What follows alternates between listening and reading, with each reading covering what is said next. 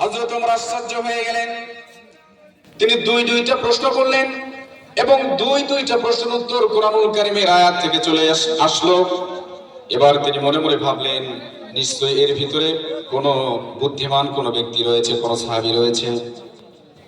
এরপর হযরত ওমর তাদেরকে পরীক্ষা করার জন্য, এই সাহাবীর পরিচয় নেওয়ার জন্য আরো কিছু প্রশ্ন করলেন। হযরত ওমর তাদেরকে বললেন, ঠিক আছে বুঝলাম, তোমরা দূর এলাকা থেকে এসেছো, আবার তোমরা অনেক দূর চলে যাবে, কাবা শরীফের কাছে চলে যাবে। বলো তো দেখি, কোরআনুল কারীমের সবচাইতে গুরুত্বপূর্ণ আয়াত কোনটি? কোরআনুল কারীমের সবচেয়ে গুরুত্বপূর্ণ আয়াত কোনটি, সবচেয়ে মর্যাদাবান আয়াত কোনটি, সেটা একটু বলো তো দেখি।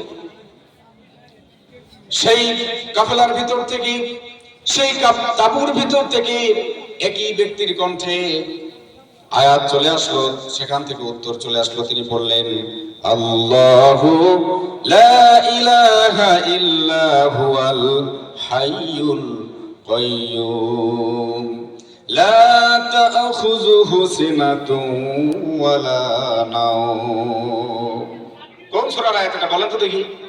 আয়াতুল কুরসি। এটা এই আয়াতুল কুরসি সূরা বাকারার 255 নম্বর আয়াত। এটা 255 নম্বর আয়াত তিনি তেলাওয়াত করলেন।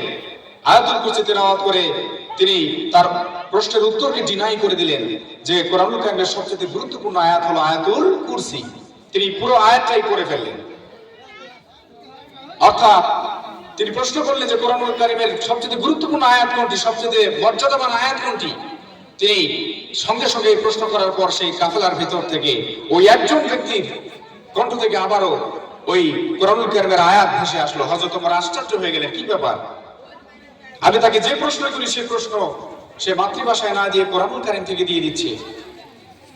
আয়াতুল কুরসি হচ্ছে এমন একটা আয়াত, যে আয়াতের ভিতরে আল্লাহ তাআলা তার নিজের পরিচয় তিনি বর্ণনা করে দিয়েছেন।